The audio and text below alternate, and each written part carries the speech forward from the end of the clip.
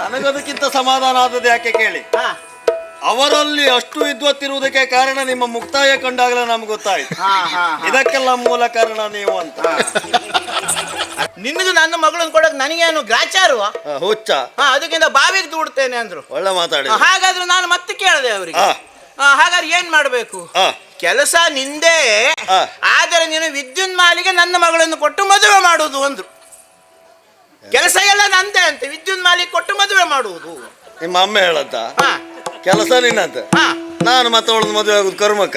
ಮತ್ತು ಸಂತೋಷ ಆಯ್ತು ನನಗೆ. ನಿನಗೆ ಸಂತೋಷ ಆಗದೆ ಇರ್ತದ? ಆಮೇಲೆ ಅಂತ ಭಾರಿ ಸಂತೋಷದಲ್ಲಿ ಹೇಳಿದಾಗ ಮತ್ತೆ ಅಮ್ಮನಿಗೆ ಅನುಮಾನ ಬಂತೋ ಏನೋ. ಕೆಲಸ ಅಂದ್ರೆ ಯಾವ ಕೆಲಸ? ಯಾವ ಕೆಲಸ? ಹೋಗಿ ವಿದ್ಯುನ್ಮಾಲಿಯನ್ನು ದಿಬ್ಬಣ ಸಮೇತ ಕರೆದುಕೊಂಡು ಬಂದು ನನ್ನ ಮಗಳ ಮದುವೆಯನ್ನು ಮಾಡಿಸುವುದು ಕೆಲಸ ನಿನ್ನ. ಮದುವೆಯ ಮುಂದಾಳತ್ವ ನಿನಗೆ ಬಹುಶಃ ಅಪ್ಪಿಲ್ವೇನೋ?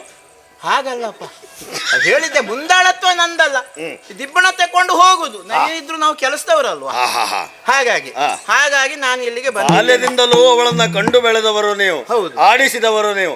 ಅಪ್ಪನ ಸ್ಥಾನದಲ್ಲಿ ನಿಂತು ಕಾರ್ಯವನ್ನು ಮಾಡಿದ್ರು ತಪ್ಪಲ್ಲ. ಆದ್ರೆ ಅವ್ರು ಹೇಳಿದ್ದೆ ಹೀಗೆ. ಅಪ್ಪ ಇಲ್ವಾ?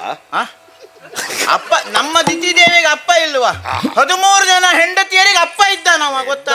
ಅದ್ರಲ್ಲಿ 13ನೇದ್ರಲ್ಲಿ ನಮ್ದು ಒಂದು, ಅಂದ್ರೆ ನಮ್ಮ ಅಮ್ಮ ಒಂದು. ನಿಮ್ಮ ಅಮ್ಮ ನಮ್ದು ಒಂದು ಅಂತ ಹೇಳಿ ನಮ್ದು ಅಂದ್ರೆ ನಮ್ಮ ಅಮ್ಮ ಒಂದು. ಹಾಗೆ ಸ್ವಾಮಿ, ಇದು ಯಾವುದು? ನಾನು ಬಂದದ್ದು ಮೇಲಿಂದ ಬಂದದ್ದು. ನಾನು ಮೇಲಿಂದ ಬಂದದ್ದು. ಒಂದು ಅಣಿ ತೆಗೆದು ಬಿಸಾಕಿದ್ ನೋಡಿ. ಅಣಿ ಮಾಡಿ ಬಿಸಾಕುದ ನೀವು? ಅಲ್ಲ, ಒಂದು ಅಣಿ, ಅದೇ ಅಷ್ಟಸಿದ್ಧಿ ಅಂತಾರಲ್ಲ, ಅಣಿಮಾದಿ ಅಷ್ಟಸಿದ್ಧಿ. ಅದರಲ್ಲಿ ಒಂದು ತೆಗೆದು ಬಿಸಾಕಿದ್ದೆ ತಡ, ಮಂತ್ರ ಹಾಕಿ. ಹೌದಾ? ಇಲ್ಲಿ ಬಂದಿದ್ದೇನೆ. ಪಾತಾಳ ಅಂದ್ರೆ ಇದೆಯಾ? ಪಾತಾಳ ಅಂದ್ರೆ ಇದೆಯಪ್ಪ, ಇದೆಯಾ? ಹೌದು ಹೌದು. ಪಾತಾಳದಲ್ಲಿ ನೀವು ಯಾರು? ನಾವು ಯಾರು ಕೇಳಿದ್ರೆ ನಾವು ಗಾಯಕರು. ಹಾಗಾದ್ರೆ ಗೊತ್ತಾಗತ್ತೆ ಏನು ಇಲ್ಲಿ ಮಹಾರಾಜರು ಇದ್ದಾರೆ ಅಂತ. ಹೌದಪ್ಪ. ಇಲ್ಲಿ ಉದ್ದಿನ ಬೇಳೆ ಗೊತ್ತಾ ನಿಮ್ಗೆ ಎಲ್ಲಿರುವುದಂತ? ಉದ್ದಿನ ಬೇಳೆ ನಾನು ಅಲ್ಲಿಂದ ಹುಡುಕೊಂಡ್ ಬಂದ. ಗಾಯಕರ ಹತ್ರ ಪದ್ಯ ಯಾವ್ದಂತ ಕೇಳಿ ಬಿಡ್ರಿ, ಉದ್ದಿನ ಬೇಳೆ ಎಲ್ಲ ಕೇಳಿ. ಉದ್ದಿನ ಬೇಳೆ ತೊಗರಿ ಬೇಳೆ ಎಲ್ಲ ನಮ್ಗೆ ಗೊತ್ತಿಲ್ಲ, ಪದ್ಯ ಯಾವ್ದಂತ ಕೇಳಿ ಹೇಳ್ತೇವೆ. ಆಗ ನಮ್ಮ ಅಮ್ಮ ಹೇಳಿದ್ದಲ್ವಾ, ಏನಂತ? ಪಾತಾಳಕ್ಕೆ ಹೋಗಿ ಉದ್ದಿನ ಬೇಳೆ ತಗೊಂಬ ಅಂತ. ಹೌದಾ? ನಮ್ದು ಇಲ್ಲ, ಅಂಗಡಿ ಎಲ್ಲ ಇಲ್ಲ. ನೀವು ಅಂಗಡಿಲಿ ಹೋಗಿ ಕೇಳಿದ್ರೆ ಸಿಗ್ತದೆ. ಸರಿ, ನಿಮ್ಗೆ ಗೊತ್ತಿಲ್ಲ, ನೀವೆಲ್ಲ ಹೊರಗೆ ಓಡಾಡುವುದೇ ಕಡಿಮೆ ಇರಬೇಕು. ಹೌದು.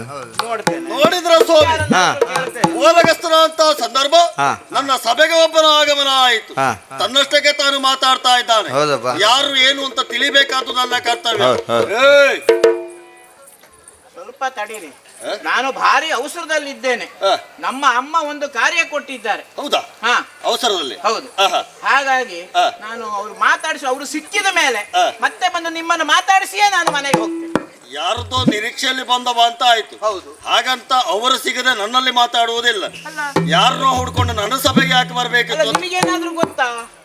ಉದ್ದಿನ ಬೇಳೆ, ಉದ್ದಿನ ಬೇಳೆ. ಓಹೋ, ನೀವು ಹುಡುಕ್ತಾ ಇದ್ದದ್ದು ಉದ್ದಿನ ಬೇಳೆ. ಉದ್ದಿನ ಬೇಳೆ ಯೋಚನೆ ಮಾಡುವ ಅಗತ್ಯವೇ ಮಾತಾಡಿದ್ರೆ ಸಿಗುತ್ತದೆ ಅಂದ್ರೆ? ಖಂಡಿತ ಸಿಗ್ತದೆ. ಆ ಕಡೆಯಲ್ಲಿ ಅಡಿಗೆ ಚಪ್ರ ಉಂಟು, ಬಹುಶಃ ಇಷ್ಟೊತ್ತಿಗೆ ನೆನೆ ಹಾಕಿರಬಹುದು. ಅಲ್ಲಿ ನಮ್ಮವರ ಅನೇಕ ಬ್ರಾಹ್ಮಣರಿದ್ದಾರೆ, ಅದರಲ್ಲಿ ಒಬ್ಬರಿದ್ದಾರೆ ದಾನವ ಕುಲಕ್ಕೆ ವಜ್ರನೋಪಾದಿಯಲ್ಲಿ. ವಜ್ರನ ಕೇಳಿದ್ರೆ ನಿಮ್ಗೆ ಉದ್ದಿನ ಬೇಳೆ ಸಿಗ್ತದೆ. ಅದಲ್ಲ, ಇಲ್ಲಿಯ ಅರ್ದು ಕೊಡ್ಬೇಕಾ? ಅದಲ್ಲ, ಇಲ್ಲಿಯ ದೊರೆ ಉದ್ದಿನ ಬೇಳೆ ಅಲ್ಲ, ವೀರ ವಿದ್ಯುನ್ಮಾಲಿ ಅವರೇ ಬೇಕಿತ್ತು ನನಗೆ. ತಲೆ ಬಿಸಿ ತೀರುವುದೇ ಅಲ್ವಾ ಅದು? ವಿಚಾರ ಏನು ಕೇಳು. ಈಗಾಗಲೇ ನೀನು ಹುಡುಕಿಕೊಂಡು ಬಂದಂತ ಆ ವಿದ್ಯುನ್ಮಾಲಿ ಬೇರೆ ಯಾರು ಅಲ್ಲ, ನಿನ್ನ ಕಣ್ಣೆದುರಲ್ಲಿ ನಿಂತ ನಾನೇ ಆ ವಿದ್ಯುನ್ಮಾಲಿ. ಯಾರು ಸಾಯ್ಬೇಕು? ಅಲ್ಲ, ನಾನು ಕಣ್ಣೆದುರಿಗೆ ಇಷ್ಟು ದೊಡ್ಡದಾಗಿ ನಿಂತ್ರು ನೀವೇ ವಿದ್ಯುನ್ಮಾಲಿ ಅಂತ ಗೊತ್ತಾಗ್ಲಿಲ್ವಲ್ಲ ನನಗೆ. ಪರಸ್ಪರ ಪರಿಚಯ ಇಲ್ಲದ ಕಾರಣ ನಮ್ಮ ಬುದ್ಧಿಗೆ ನಾನು ಹೊಡ್ಕೊಂಡದ್ದು. ಸಾಯಿಲೆ ಇರ್ಲೇ ಬೇಡ. ಈಗ ನೀವು ವಿದ್ಯುನ್ಮಾಲಿ. ಈಗ ನಾನು ಎಲ್ಲಿಂದ ಬಂದದ್ದಂತ ಗೊತ್ತಾಯ್ತಾ? ಸುಳ್ಳಲ್ಲ, ಯಾಕೆ ಬಂದ? ಲಾಲಿಸಬೇಕು ಜಿಯ, ಲಾಲಿಸಬೇಕು ಜಿಯ, ದಾನವರಾಯ ಲಾಲಿಸ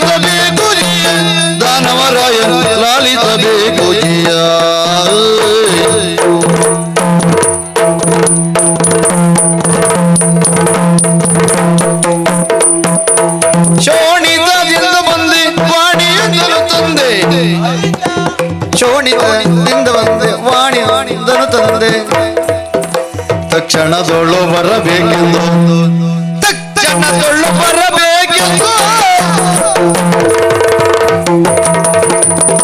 ಲಾಲಿಸಬೇಕು ಜಿಯ ಧನವರಾಯ ಲಾಲಿಸಬೇಕು ಜಿಯ ಜಿಯ ಜಿಯ ಜಿಯ. ಈ ಒಂದು ರೀತಿ ಸಮಾಧಾನ ಆಯ್ತು ನೋಡಿ. ನಮಗೆ ನಮ್ಮವರೇ ಬೇಕಾದವರು ಸಿಕ್ಕಿದ್ರು ಅಂತ ಆಯ್ತು.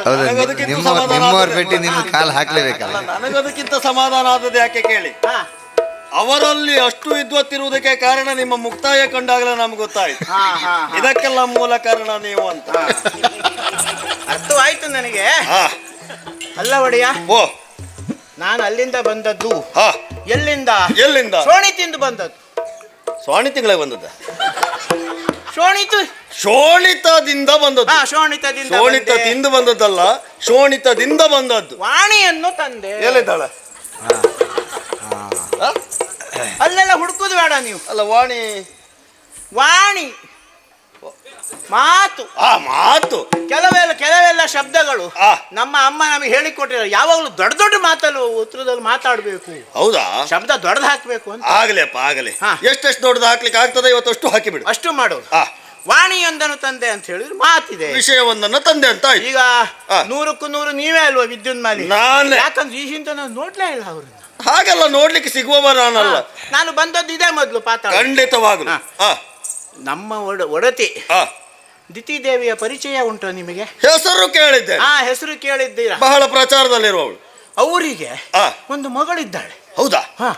ಹುಟ್ಟುವಾಗ ಭಾರಿ ಸಣ್ಣದಿತ್ತು ಮಾರ್ರೆ. ಎಲ್ಲ ಮಕ್ಕಳು ಹಾಗೆ ಹುಟ್ಟುವಾಗ ಸಣ್ಣ ಇರುವುದು. ಹಾಗೆಯ? ಈಗ ಬೆಳೆದು ದೊಡ್ಡವಳಾಗಿದ್ದಾಳೆ, ಪ್ರಾಯ ಸಮರ್ಥಳಾಗಿದ್ದಾಳೆ. ಸೋಡಾಶಿ ಸ್ವಲ್ಪ ಉಪ್ಪು ಹಾಕೊಂಡು ಕುಡಿಬೇಕಿತ್ತು. ಅದಲ್ಲ, ಅದೇನ ಹೇಳ್ತಾರಲ್ಲ, ನಾವು ಸಪ್ಪೆ ಅಂತ ಕೇಳಿದ್ದೇವೆ. ಸಿಹಿಯ ಅದಲ್ಲ, ಹೆಣ್ಣು ಮಕ್ಕಳಿಗೆ ಷೋಡಶಿ ಅಂತ ಹೇಳಿದ್ರೆ 16ರಿಂದ 20 ಒಳಗೆ ಆ ವಯಸ್ಸಿನಲ್ಲಿ ಇದ್ದಾಳೆ. ಈಗ ಹಾಗಾಗಿ ನನ್ನನ್ನು ನಮ್ಮ ಅಮ್ಮ ಕರೆದು ಹೇಳಿದ್ದು ಏನಂತ? ದೂತ ಇಲ್ಲಿ ಬಾ ಅಂದ್ರು. ಹೋದೆ, ನಿಂತೆ, ಹೊರಡು ಇಲ್ಲಿಂದ ಅಂದ್ರು. ತಡ ದಿತಿದೇವಿ ಮಗಳಿಗೆ ಪ್ರಾಯ ಬಂದದ್ದು. ಹೌದು. ಪ್ರಾಯ ಬಂದ ಆ ಕ್ಷಣವೇ ನಿನ್ನನ್ನ ಕರೆದು ಹೊರಡು ಇಲ್ಲಿಂದ ಅಂತ ಹೇಳಿದ್ರು. ಆ ಊರನ್ನೆಲ್ಲ ಲಗಾಡಿ ತೆಗೆದು ಈ ಊರಿಗೆ ಬಂದ್ಯಾ? ಹಾಗಲ್ಲ ಅವರು ಹೇಳಿದ್ದು. ಮತ್ತು ಹೆಚ್ಚು ಅವ್ರಿಗೆ ಕೇಳಲಿಕ್ಕೆ ಹೋದ್ರೆ ಏನಂತಾರೆ ಗೊತ್ತಾ? ಎಲ್ಲ ಅದಕ್ಕೆ ಪ್ರಸಂಗ ಹೇಳದಷ್ಟು ಮಾಡ್ಬೇಕು ನೀನು. ಅಲ್ಲ, ನಿಮ್ಮ ಸಾಲಿನವ್ರು ಹಾಗೆ. ಅಲ್ಲ, ಸಾಲ ಎಂತ ಮಾಡ್ಲಿಕ್ಕೆ ಆಗ್ತದೆ ನೋಡಿ. ಅಧಿಕ ಮಾಡದಿದ್ರೆ ನಿಮ್ಮ ಸಾಲಿಗೆ ಬೆಲೆ ಇಲ್ಲ. ಹಾಗೆ ಅವ್ರು ಹೇಳಿದ. ಆಮೇಲೆ ವಿಷಯ ಕೇಳಿದೆ. ಏನಂತ? ವಿಷಯ ಕೇಳಿದಾಗ ಅವ್ರು ಹೇಳಿದ್ದೇನು? ಏನು? ನನ್ನ ಮಗಳಿಗೆ ಮದುವೆ ಮಾಡಬೇಕು ಅಂತ ಇದ್ದೇನೆ, ಅದಕ್ಕಾಗಿ ನಿನ್ನನ್ನು ಕರೆದದ್ದು. ಯೋಗ ನೋಡ. ಮತ್ತೆ ಅಂದ್ರೆ ಈಗ ನೀನ್ ನನಗೆ ಮದುವೆ ಹೇಳಿಕೆಗೆ ಬಂದದ್ದ? ಅದು ಮುಂದುಂಟು ವಿಷಯ. ನಿನ್ನ ಮದುವೆ ಅಲ್ಲ? ಮದುವೆ ಅಲ್ಲ, ಮುಂದುಂಟು. ಹಾಗೆ ನನಗೊಮ್ಮೆ ಸಂತೋಷ ಆಯ್ತು. ನನಗೂ ಒಂದು ಬೇಡಿಕೆ ಉಂಟಲ್ಲ ಇನ್ನು. ಯಾರಿಗೂ ಆಗ್ಲೇಬೇಕಪ್ಪ ಅಲ್ವಾ? ಈ ಪ್ರಾಯದಲ್ಲೂ ನಿನ್ನನ್ನು ಕರೆದುಕೊಂಡು ಮದುವೆ ವಿಚಾರ ಮಾತಾಡ್ತಾರೆ ಅಂತ ಆದ್ರೆ ನೀನ್ ಎದೆ ಒಡ ಸಾಯ್ದಿದ್ ಪುಣ್ಯ ಅಲ್ಲ. ಅದು ಸರಿ ಉಂಟು, ನನ್ನ ಎದೆ ಗಟ್ಟಿ ಉಂಟು. ಬೇರೆ ಸಂತೋಷ ಆಗಿ ನನಗೆ ಸಂತೋಷ ಆಯ್ತು. ಆದ್ರೂ ಅದ್ರ ಬಗ್ಗೆನೇ ಆಲೋಚನೆ ಮಾಡ್ತಾ ನಿಂತೆ. ಮತ್ತವ್ರು ಕರೆದ್ರು, ಏನು ಯೋಚನೆ ಮಾಡ್ತಿದ್ದೀಯಾ ಅಂತ ಕೇಳಿದ್ರು. ನಾನಂದೆ, ಅಲ್ಲ ನೀವೇನೋ ಹೇಳಿದ್ರಲ್ಲ, ನನ್ನ ಮಗಳಿಗೆ ಪ್ರಾಯ ಬಂತು, ಅದಕ್ಕಾಗಿ ನನ್ನ ಕರೆದದ್ದು. ಹಾಗಾದ್ರೆ ನೀವು ನನಗೆ ಅತ್ತೆಯೋ ಇನ್ನು ಮೇಲೆ ಪ್ರಶ್ನೆ ಅಂತ ಕೇಳಿದೆ. ಅದು ಹೇಳಿದ್ದೇಗೆ? ಅತ್ತೆ ಅತ್ತೆ ನನ್ನತ್ತೆ, ಅತ್ತೆ ಅತ್ತೆ ನನ್ನತ್ತೆ ಅಂದೆ. ಇಷ್ಟಕ್ಕೆ ಅವರಿಗೆ ಸಂತೋಷ ಆಗಬೇಕಿತ್ತಲ್ಲ. ಹೌದು. ಅವ್ರಿಗೆ ಸಿಟ್ಟು ಬಂತು. ನಿನ್ನದು ನನ್ನ ಮಗಳನ್ನು ಕೊಡಕ್ ನನಗೇನು ಗ್ರಾಚಾರುವ ಹುಚ್ಚ? ಅದಕ್ಕಿಂತ ಬಾವಿಗೆ ದೂಡ್ತೇನೆ ಅಂದ್ರು. ಒಳ್ಳೆ ಮಾತಾಡಿ. ಹಾಗಾದ್ರೆ ನಾನು ಮತ್ತೆ ಕೇಳಿದೆ ಅವರಿಗೆ, ಹಾಗಾದ್ರೆ ಏನ್ ಮಾಡ್ಬೇಕು? ಕೆಲಸ ನಿಂದೇ, ಆದರೆ ನೀನು ವಿದ್ಯುನ್ ಮಾಲಿಗೆ ನನ್ನ ಮಗಳನ್ನು ಕೊಟ್ಟು ಮದುವೆ ಮಾಡುವುದು ಅಂದ್ರು. ಕೆಲಸ ಎಲ್ಲ ನಂದೇ ಅಂತ, ವಿದ್ಯುನ್ ಮಾಲಿಗೆ ಕೊಟ್ಟು ಮದುವೆ ಮಾಡುವುದು. ನಿಮ್ಮ ಅಮ್ಮ ಹೇಳಂತ ಕೆಲಸ ನಿನ್ನಂತ. ನಾನು ಮತ್ತೆ ಅವಳನ್ನ ಮದುವೆ ಆಗುದು ಕರ್ಮಕ್ಕ. ಮತ್ತು ಸಂತೋಷ ಆಯ್ತು ನನಗೆ. ನಿನಗೆ ಸಂತೋಷ ಆಗದೆ ಇರ್ತದ? ಆಮೇಲೆ ಅಂತ ಭಾರಿ ಸಂತೋಷದಲ್ಲಿ ಹೇಳಿದಾಗ ಮತ್ತೆ ಅಮ್ಮನಿಗೆ ಅನುಮಾನ ಬಂತೋ ಏನೋ. ಕೆಲಸ ಅಂದ್ರೆ ಯಾವ ಕೆಲಸ? ಹೋಗಿ ವಿದ್ಯುನ್ ಮಾಲಿಯನ್ನು ದಿಬ್ಬಣ ಸಮೇತ ಕರೆದುಕೊಂಡು ಬಂದು ನನ್ನ ಮಗಳ ಮದುವೆಯನ್ನು ಮಾಡಿಸುವುದು ಕೆಲಸ ನಿನ್ನ. ಮದುವೆಯ ಮುಂದಾಳತ್ವ ನಿನಗೆ ಬಹುಶಃ ಅಪ್ಪಿಲ್ವೇನೋ? ಹಾಗಲ್ಲಪ್ಪ, ಹೇಳಿದ್ದೆ ಮುಂದಾಳತ್ವ ನಂದಲ್ಲ, ದಿಬ್ಬಣ ತಕೊಂಡು ಹೋಗುದು. ಇದ್ರು ನಾವು ಕೆಲಸದವರಲ್ವಾ, ಹಾಗಾಗಿ ನಾನು ಇಲ್ಲಿಗೆ ಬಂದೆ. ಬಾಲ್ಯದಿಂದಲೂ ಅವಳನ್ನ ಕಂಡು ಬೆಳೆದವರು ನೀವು, ಹೌದು. ಆಡಿಸಿದವರು ನೀವು. ಅಪ್ಪನ ಸ್ಥಾನದಲ್ಲಿ ನಿಂತು ಕಾರ್ಯವನ್ನು ಮಾಡಿದ್ರು ತಪ್ಪಲ್ಲ. ಆದ್ರೆ ಅವ್ರು ಹೇಳಿದ್ದು ಹೀಗೆ. ಅಪ್ಪ ಇಲ್ವಾ? ಅಪ್ಪ ನಮ್ಮ ದಿತಿದೇವಿಗೆ ಅಪ್ಪ ಇಲ್ವಾ? 13 ಜನ ಹೆಂಡತಿಯರಿಗೆ ಅಪ್ಪ ಇದ್ದಾನವ, ಗೊತ್ತಾ? ಅದ್ರಲ್ಲಿ 13ನೇದ್ರಲ್ಲಿ ನಮ್ದು ಒಂದು, ಅಂದ್ರೆ ನಮ್ಮ ಅಮ್ಮ ಒಂದು. ನಿಮ್ಮ ಅಮ್ಮ ನಮ್ದು ಅಂತ ನಮ್ದು ಅಂದ್ರೆ ನಮ್ಮ ಅಮ್ಮ ಒಂದು ಹಾಗೆ ಒಂದು. ಆಯ್ತಾ? ಈಗ ಅಮ್ಮ ನಿಮ್ದು ಆಯ್ತಾ? ಈಗ ಮಾಲಿನಿ ನೀವು ನೋಡಿದ್ದೀರಾ? ಮಾಲಿನಿ ನಾನು ನೋಡ್ಲಿಲ್ಲ. ಹೋಗ್ಲಿ, ನಮ್ಮ ಅಮ್ಮನ್ನು ನೋಡ್ಲಿಲ್ಲ ಅಂತ ಹೇಳಿದ್ರಲ್ಲ. ಇಲ್ಲಪ್ಪ, ನಮ್ಮ ಅಮ್ಮ ಪ್ರಾಯದಲ್ಲಿ ಹೇಗಿದ್ರು ಹಾಗೆ ಈ ಹುಡುಗಿ ಇದ್ದಾಳೆ. ಹೌದಾ? ಅಂತ ಚಂದ. ಒಂದು ಕತ್ತಲ್ಲಿ ನೋಡಿದ್ರು ಕೂಡ ನಿಮಗೆ ಮತ್ತೆ ಬೆಳಕು ಬೇಡ ನಿಮಗೆ ನೋಡ್ಲಿಕ್ಕೆ ಅವಳನ್ನು. ಅಷ್ಟು ಪ್ರಕಾಶ, ಅಷ್ಟು ಪ್ರಖರತೆಯಿಂದ ಹೊಳಿತಾಳೆ, ಬೆಳ್ಳಗಿದ್ದಾಳೆ ಅಂತ ಅವರ ಅರ್ಥ ಒಡೆಯ. ಈಗ ಇನ್ನೊಂದು ಮೂಲ ವಿಷಯಕ್ಕೆ ಬರ್ತೇನೆ. ಮೂಲ ವಿಚಾರ ಬೇಕು ನಮಗೀಗ. ನಿಮಗೆ ಮದುವೆ ಆಗಿದೆಯಾ? ನನಗೆ ಮದುವೆ ಒಂದು ಆಗಲಿಲ್ಲ. ಅಂದ್ರೆ ಉಳಿದಿದ್ದೆಲ್ಲ ಆಗಿದೆ ಅಲ್ಲ, ಹೇಳಿದ್ದೆ ಅಂತ. ಹಾಗಲ್ಲ, ಎಲ್ಲ ಶುಭ ಕಾರ್ಯದಲ್ಲಿ ಅಷ್ಟ ಸೌಭಾಗ್ಯಗಳಲ್ಲಿ ಮದುವೆ ಎನ್ನುವ ಭಾಗ್ಯ ಒಂದಾಗಲಿಲ್ಲ ಬಿಟ್ಟರೆ ಬೇರೆ ಯಾವುದಕ್ಕೆ ಕುಂದುಕೊರತೆ ಇಲ್ಲ. ಅದು ಅಷ್ಟದಲ್ಲಿ ಒಂದಾಗಲಿಲ್ಲ, ಇನ್ನೆಲ್ಲ ಆಯ್ತು ಅಲ್ವಾ? ನಾನು ಕೇಳಿದ್ದು ಯಾಕೆ ಅಂತ ಹೇಳಿದ್ರೆ, ಈಗ ನಿಮಗೆ ಮದುವೆ ಆಗ್ಲಿಕ್ಕೆ ಮನಸ್ಸುಂಟಾ? ನನಗೆ ಮನಸ್ಸುಂಟಪ್ಪ. ಅದು ಆದ್ರೂ ನಿಮಗೆ ಕೆಲವು ಪ್ರಾಯ ಆಯ್ತಲ್ಲ ಒಡೆಯ, ಆದ್ರೂ ಇಷ್ಟೊತ್ತಂತೆ ಯಾಕೆ ನಿಮಗೆ ಮದುವೆ ಆಗಲಿಲ್ಲ? ಸಾಕು, ಸುಮ್ಮನೆ ಇರ್ತೀಯೇನೋ? ಪ್ರಾಯ ಆದದ್ದಲ್ಲ, ಈಗ ಮದುವೆಯ ಪ್ರಾಯ ನನಗೆ. ಹಾಗಂತ ಮದುವೆ ಆಗುವುದಕ್ಕೆ ಹೆಣ್ಣು ಮಕ್ಕಳು ಸಿಗದೆ ನಾನು ಮದುವೆ ಆಗದೆ ಉಳಿದದ್ದಲ್ಲ. ನನ್ನ ಯೋಗ್ಯತೆಗೆ ಸರಿಸಮನ ಅಂತ ಹೆಣ್ಣು ಸಿಗಲ್ಲ ಎಂಬ ಕಾರಣಕ್ಕಾಗಿ ಇಷ್ಟು ದಿವಸ ಕಾಯ್ತಾ ಇದ್ದೆ. ನಾನು ಯೋಚನೆ ಮಾಡಿದ್ದೆ ಏನು ಗೊತ್ತಾ? ಏನು? ಇಷ್ಟು ವರ್ಷ ಆದ್ರೂ ನೀವು ಮದುವೆ ಆಗ್ಲಿಲ್ಲ ಅಂತ ಆದ್ರೆ ಬಹುಶಃ ತಿಳ್ಕೊಂಡಿರ್ಬೋದು ನೀವು, ಈಗಿನ ಕಾಲದ ಹೆಣ್ಣು ಮಕ್ಕಳು ಒಂದು ವೇಳೆ ಒಳ್ಳೆ ಹುಡುಗಿ ಸಿಕ್ಕಿ ಮದುವೆ ಆದ್ರೆ ಇಷ್ಟು ವರ್ಷ ಕಾದಿದ್ದಕ್ಕೂ ನನಗೊಂದು ಒಳ್ಳೇದಾಯ್ತು ಅಂತ. ಒಳ್ಳೆ ಸಿಕ್ಕಿದ ಹೆಣ್ಣು ಕೆಟ್ಟವಳಾದ್ರೆ ಅಂದ್ರೆ ಜೋರಿದ್ರೆ ಇಷ್ಟು ದಿನ ಆದ್ರೂ ನಾನು ನೆಮ್ಮದಿಯಿಂದ ಇದ್ದೀನಲ್ಲ. ನಾವು ಆ ಎರಡನೇ ಸಾಲಿನಲ್ಲಿಲ್ಲ, ನಮಗೆ ಸರಿಯಾದ ಹೆಣ್ಣು ಸಿಗಲ್ಲ ಎಂಬ ಕಾರಣಕ್ಕಾಗಿ ಮದುವೆ ಆಗಲಿಲ್ಲ. ಹಾಗಾಗಿ ನಾನು ಹೇಳಿದ್ನಲ್ಲ, ನಮ್ಮ ಹುಡುಗಿಯ ರೂಪವನ್ನು ಈ ನಿಮಗೆ ಮದುವೆ ಮಾಡುವುದಕ್ಕೆ ಇಷ್ಟ ಉಂಟು ಅಂತ ಆದ್ರೆ ನೀವು ಒಪ್ಪಿಗೆ ಕೊಟ್ರೆ ಕರ್ಕೊಂಡು ಹೋಗುದೇ. ಅವಳು ಅಷ್ಟು ಚೆಲುವೆ.